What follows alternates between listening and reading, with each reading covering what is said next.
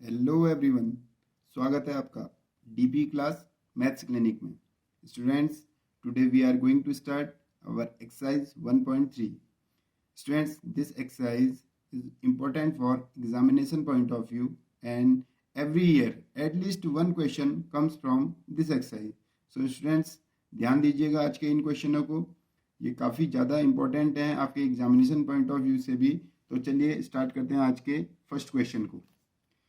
Prove that root 5 is irrational. हमें क्या proof करना है स्टूडेंट्स कि जो रूट 5 है वो कैसा नंबर है? एक इरेशनल नंबर है। अब हम सभी जानते हैं कि रूट 5 एक्चुअल में इरेशनल ही होता है। क्लास 9th में आपने डेफिनेशन भी पढ़ी है कि जिन नंबरों को हम पी बाई क्यू की फॉर्म में नहीं लिख सकते हैं, number which we can not write in the form of p by q are called irrational number. तो ये रूट 5 कैसा नंबर है? इरेशनल नंबर है। बट यहाँ पर आपकी ये डेफिनेशन वर्क नहीं करेगी, क्योंकि ये आपके लिए एग्जाम में 3 मार्क्स का आता है और एक लाइन लिखने पर 3 मार्क्स कोई भी नहीं देगा आपको। तो इसको हम प्रूव करेंगे by contradiction method. Contradiction method क्या होता है, मैं थोड़ा सा बेसिकली आपको बता दूं इसके बारे में। स्टूडेंट्स, यहाँ पर हम जो मेथड यूज करने जा रहे हैं उसमें हम स्टार्टिंग में ही क्या करेंगे, हम इसमें क्वेश्चन को जो एज्यूम करेंगे वो रॉन्ग एज्यूम करेंगे। मीन्स हम क्या एज्यूम कर लेंगे कि रूट 5 कैसा नंबर है? एक रैशनल नंबर है। अगर रूट 5 रैशनल है, पहली बात होता तो है नहीं, अब हमने रूट 5 को कैसा एज्यूम कर लिया? रैशनल। ठीक है स्टूडेंट्स, जब रैशनल एज्यूम कर लिया तो हम देखोगे कि हम अब क्वेश्चन को सॉल्व करेंगे तो रॉन्ग होता चला जाएगा, क्योंकि रूट 5 रैशनल तो होता ही नहीं है। लेकिन जब लास्ट में देखेंगे हम अपना रिजल्ट जो है हमारा रॉन्ग आ जाएगा। तो बाद में हम क्या करेंगे, खुद से ही अपनी जो मिस्टेक है उसे एडमिट करेंगे कि नहीं, हमसे क्या हो गई थी, मिस्टेक हो गई थी स्टार्टिंग में। कब? क्योंकि हमने क्या कर लिया था, एज्यूम कि रूट 5 कैसा है? एक रैशनल है। तो फिर हम अपनी मिस्टेक को सही करेंगे और बता देंगे कि नहीं, रूट 5 कैसा है? इरेशनल नंबर है। तो चलिए स्टार्ट करते हैं। देखिए स्टूडेंट्स, सबसे पहले आप एज्यूम करेंगे इसमें, let us assume root 5 is a rational number, sorry, not irrational, is a rational number। ठीक है स्टूडेंट्स, सबसे पहले हमने क्या एज्यूम कर लिया कि रूट 5 कैसा नंबर है? एक रैशनल नंबर है। अगर ये रैशनल नंबर है स्टूडेंट्स, तो डेफिनेटली इसको हम किसकी फॉर्म में लिख सकते हैं? पी बाई क्यू की, या हम ए बाई बी की फॉर्म में लिख सकते हैं, where a and b are coprime number and b not equal to 0। तो स्टूडेंट्स, हमने क्या एज्यूम कर लिया यहाँ पर कि ए और बी कैसे नंबर हैं? कोप्राइम नंबर है। अब कोप्राइम नंबर क्या होते हैं students? A pair of integer having no common factor other than 1 is called coprime number. Coprime number means students कि अगर कोई दो नंबरों में अगर कॉमन सिर्फ 1 आ रहा है, तो वो आप कह सकते हैं कि क्या नंबर है? कोप्राइम। देखिए, ए और बी में क्या कॉमन आ सकता है? 1, क्योंकि ए को हम लिख सकते हैं ए इंटू 1, बी को लिख सकते हैं बी इंटू 1, तो 1 ही तो कॉमन आएगा। 1 के अलावा इसमें कुछ भी कॉमन नहीं है। तो इस बात को ध्यान रखिएगा, अभी लास्ट में इसका यूज होने वाला है कि हमने क्या कहा है कि ए और बी कैसे नंबर है? कोप्राइम।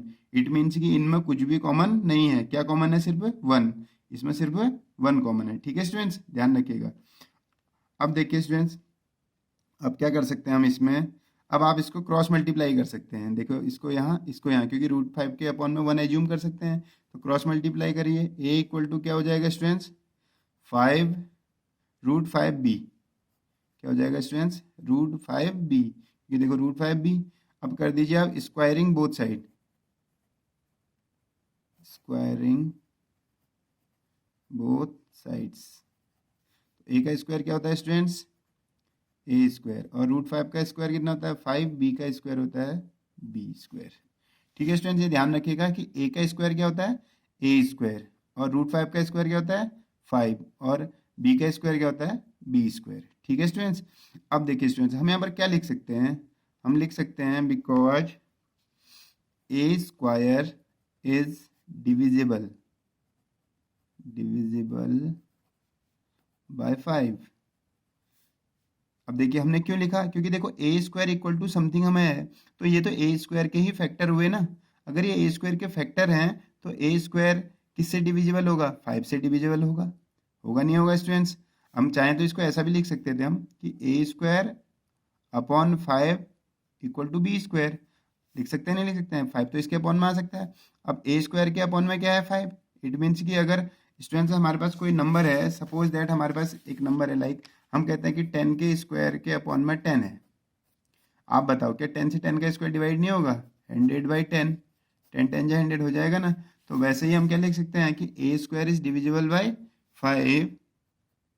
तो हम लिख सकते हैं कि A is divisible by 5, divisible by 5।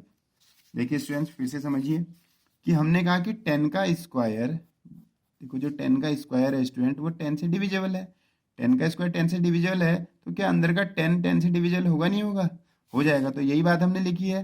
देखिए ए स्क्वायर किससे डिविजिबल है, 5 से डिविजिबल है। ए स्क्वायर इज डिविजिबल बाई 5, तो ए भी किससे डिविजिबल होगा स्टूडेंट, 5 से होगा। ठीक है स्टूडेंट्स?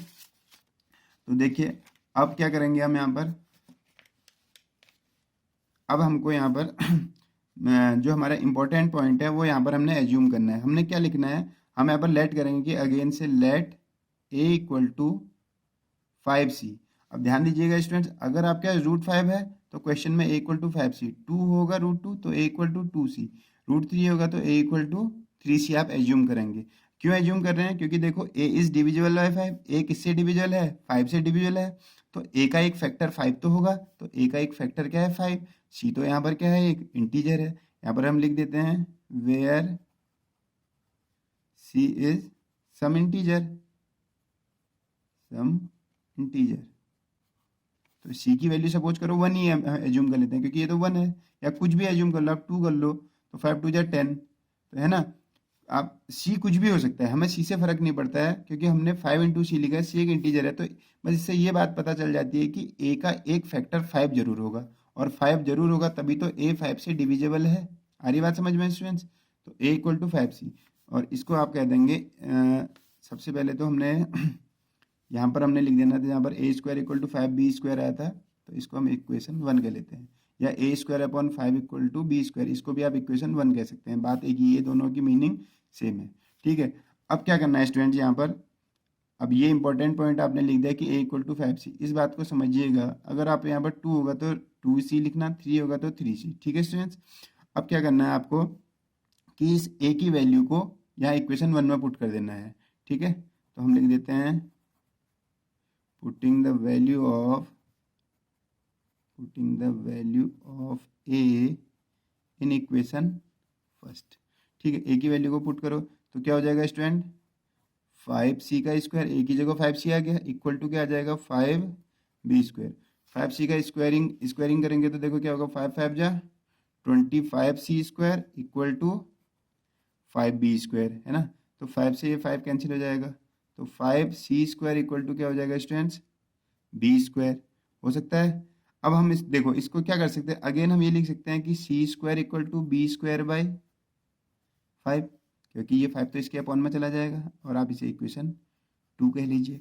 अब आप देखो इसे सेम वैसे ही आ गया है, जैसे यहाँ था ए स्क्वायर के अपॉन में 5 था, इस बार बी स्क्वायर के अपॉन में 5 है।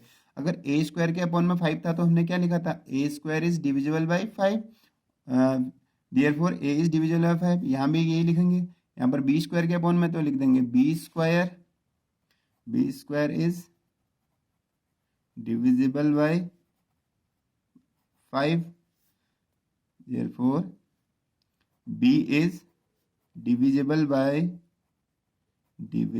by 5। अगर b स्क्वायर डिविजिबल है तो b भी क्या होगा, डिविजिबल होगा। ये इक्वेशन 2 से मिल गया हमें। इक्वेशन 1 से देखिए, इक्वेशन 1 से मिला था हमें कि a डिविजिबल है 5 से, और इक्वेशन b से मिला है कि b डिविजिबल है 5 से। तो अगर हम देखें कि इक्वेशन और 1 और 2 को, from equation 1 and 2 we can conclude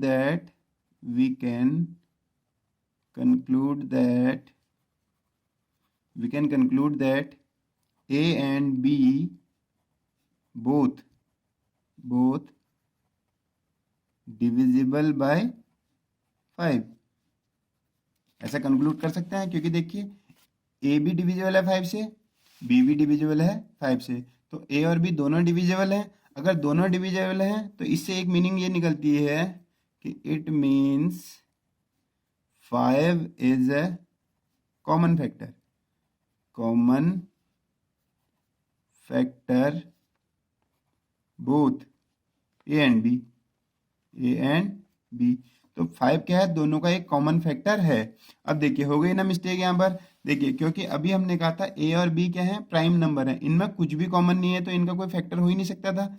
अब देखिए अब यहाँ पर आ गया है कि ए और बी का एक कॉमन फैक्टर क्या है, 5 है। ऐसा कैसे पॉसिबल हो सकता है कि एक बार हम कहें कि ये प्राइम नंबर है और इनमें कुछ भी कॉमन नहीं है, अब हम कह रहे हैं कि इनका कॉमन फैक्टर 5 है, तो ये ऐसा पॉसिबल नहीं हो सकता है, which is not possible, which is not possible. ऐसा स्टूडेंट पॉसिबल नहीं हो सकता है। हो सकता है आप ही बताइए, ऐसा पॉसिबल नहीं है। तो क्या हो गया, अब ऐसा पॉसिबल नहीं है। तो ये मिस्टेक क्यों हुई पता है आपको, ये मिस्टेक हुई है हमारी कि हमने एज्यूम ही रॉन्ग कर लिया था, कि हमने कहा था late us assume √5 is an rational number. तो हम लिख देते हैं कि दिस सो दैट, देखिए this so that our assumption is wrong, our assumption is wrong। अगर हमारी assumption wrong है तो सही क्या होगा, सही क्या होगा स्टूडेंट्स कि √5 कैसा नंबर है, √5 is an irrational number, irrational number. ठीक है स्टूडेंट्स, तो आपको उम्मीद करते हैं आया होगा समझ में कि क्या करा था हमने यहाँ पर। सबसे पहले हमने क्या कर लिया था, इनको हमने रॉन्ग एज्यूम किया था कि √5 कैसा नंबर हो गया है, एक रैशनल है, रैशनल होने की वजह से इसका एक फैक्टर, ए का एक फैक्टर 5 आ गया था, बी का भी एक फैक्टर क्या आ गया था, 5 आ गया था, बी ए और बी दोनों के फैक्टर क्या आ गए थे, 5 आ गए थे, जो कि पॉसिबल नहीं है क्योंकि ए और बी कैसे नंबर थे, को प्राइम थे। तो यहाँ पर मिस्टेक हो गई थी हमसे, तभी हमने लिखा कि ऐसा पॉसिबल नहीं है। तो ये शो कर रहा है कि हमारा एजम्पशन क्या था, रॉन्ग था। अगर एजम्पशन रॉन्ग है तो सही क्या होगा, √5 कैसा नंबर होगा, एक इरेशनल नंबर होगा। चलिए स्टार्ट करते हैं सेकंड क्वेश्चन को। देखिए स्टूडेंट्स, अब हमारा सेकंड क्वेश्चन है कि प्रूव दैट 3 + 2√5 इज इरेशनल। पहली बात समझ लीजिए स्टूडेंट, कभी भी इरेशनल नंबर के साथ कुछ भी प्लस हो या कुछ भी माइनस हो तो हमेशा कैसा रहेगा, इरेशनल ही रहेगा। तो ये है तो इरेशनल, लेकिन हमें इस बात को ऐसे प्रूव करना है कि हमें एग्जामिनर टीचर हमें एग्जाम में हमें इसको 3 मार्क्स दे। तो क्या करेंगे, हम फिर से वही एज्यूम करेंगे कि late us assume 3 + 2√5 is a rational number, ये रैशनल नंबर। अगर ये रैशनल नंबर है स्टूडेंट्स तो हम क्या कर सकते हैं, 3 + 2√5 को हम क्या लिख सकते हैं स्टूडेंट, a/b लिख सकते हैं। वापस लिख सकते हैं कि where a and b are coprime, a and b are coprime. A और बी कैसे नंबर हैं, को प्राइम नंबर है, और b यहाँ पर नॉट इक्वल टू 0 है, b तो 0 हो ही नहीं सकता कभी भी। ठीक है, अब क्या करिए स्टूडेंट, इसको देखिए, इसमें से रूट वाले टर्म को एक साइड, बाकी सारे टर्म को एक साइड। देखिए 2√5 इक्वल टू हम लिख सकते हैं a/b - 3, ये 3 उस साइड शिफ्ट हो जाएगा। तो √5 इक्वल टू, ध्यान देना स्टूडेंट, जो साथ में होता है वो हमेशा अपॉन में चला जाता है, तो हम इसको लिख सकते हैं a के अपॉन में भी चला गया ये 2b, और 3 के अपॉन में भी चला गया 2। तो देखो दोनों के अपॉन में जाएगा, क्योंकि ये पूरे के अपॉन में जाना है, तो मैंने अलग अलग लिख दिया तो दोनों के अपॉन में आ गया है। ठीक है स्टूडेंट्स, अब देखिए हम ये लिख सकते हैं कि हमें ये तो मालूम है कि a एंड b क्या है, a and b are integers. ठीक है स्टूडेंट्स, अगर ये इंटीजर हैं, अगर a/b इंटीजर हैं तो a/2b - 3/2 कैसा नंबर होगा students, is a rational number, rational number. देखिए अगर ये क्या है, ये a और b इंटीजर है, इंटीजर को आपने 3, 2 या किससे भी मल्टीप्लाई कर लो, क्योंकि 3 भी क्या है, एक इंटीजर है, 2 भी इंटीजर है, यहाँ पर भी 2 इंटीजर है, a भी इंटीजर है, b भी इंटीजर। अगर ये सारे इंटीजर हैं तो ये अगर a/b की फॉर्म में है तो कैसा बनाएंगे, ये एक रैशनल नंबर होंगे। अब ये इसके इक्वल क्या है, √5। अगर ये रैशनल है तो √5 भी कैसा हो जाएगा students, √5 is a rational number. √5 भी कैसा नंबर हो जाएगा, एक रैशनल नंबर होगा, √5 भी एक रैशनल होगा। ठीक है स्टूडेंट्स, बट हम तो जानते हैं स्टूडेंट्स कि √5 कैसा नंबर होता है, √5 तो एक इरेशनल होता है ना स्टूडेंट्स। √5 कैसा नंबर होता है, इरेशनल होता है। तो अब यहाँ पर क्या लिखना पड़ेगा हमें, यहाँ पर हमें लिखना है कि but this contradicts the fact that √5 is irrational।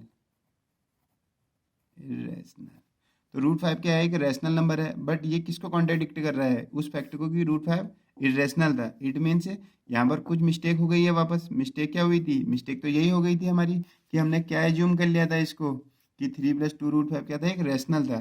तो फिर से लिखना पड़ेगा यही कि this so that our assumption is incorrect,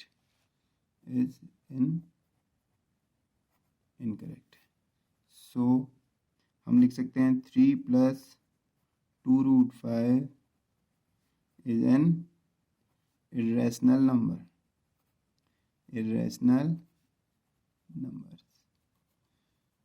देखिए स्टूडेंट, ये थोड़ा सा डिफरेंट था उस क्वेश्चन के अकॉर्डिंग, क्योंकि वो थोड़ा सा ज़्यादा लेंदी था इससे पहले वाला, और ये थोड़ा सा ज़्यादा इजी है। मीन्स सबसे ज़्यादा टफ क्वेश्चन आपको होता है इस एक्सरसाइज में यही है। अगर आपको ये समझ में आ गया है तो सोचो आपको सारे क्वेश्चन आ गए।